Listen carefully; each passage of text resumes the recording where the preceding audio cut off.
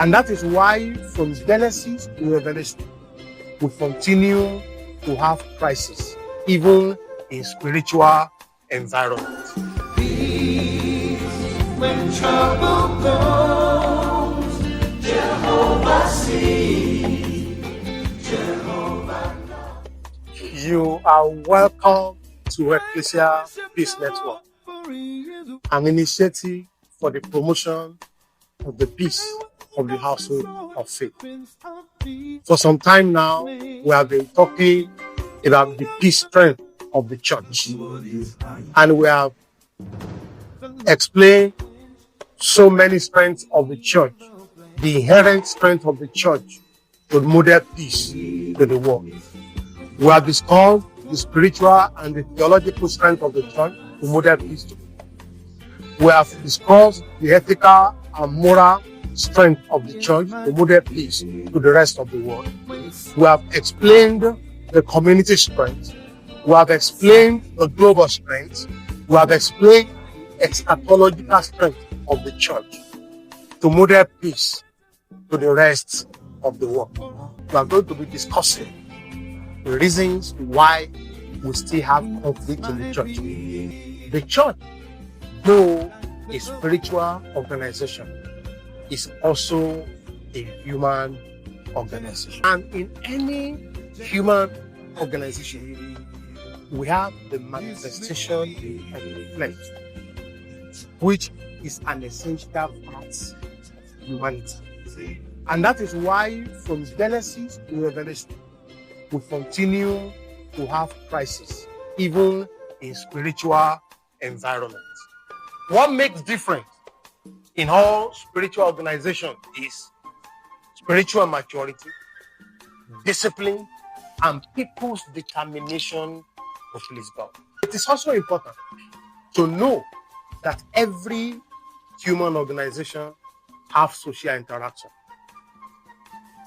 The more you relate with people, the more you know their weaknesses, the more they know your weaknesses.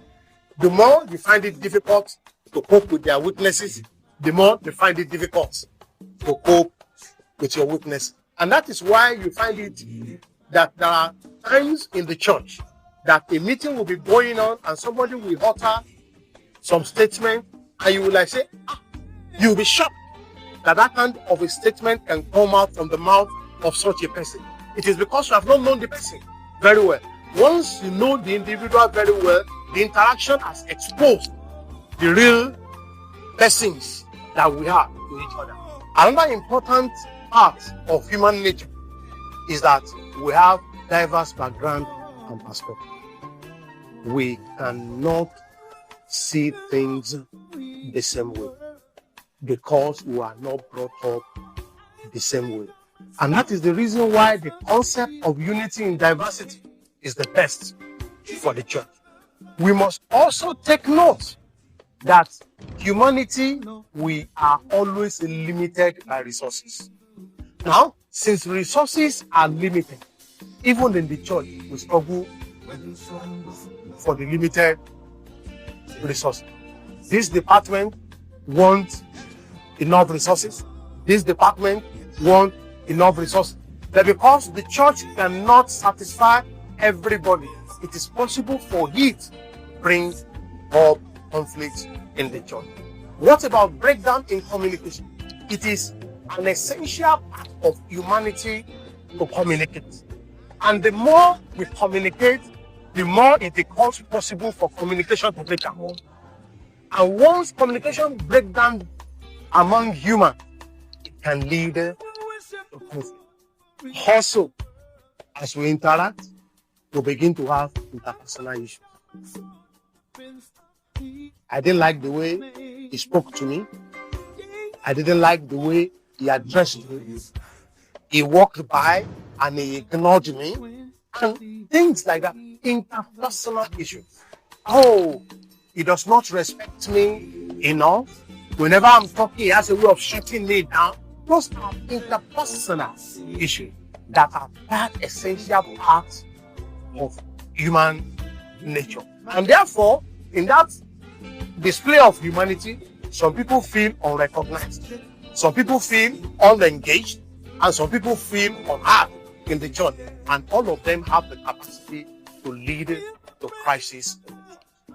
Therefore, conflict is inevitable in human and social relations. It is only when we get to heaven that we will not have conflict. On that note, we will stop here. And when we meet next time, we'll be discussing round 2 of great conflict in the Bible.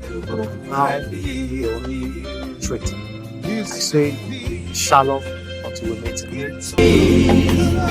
Jehovah.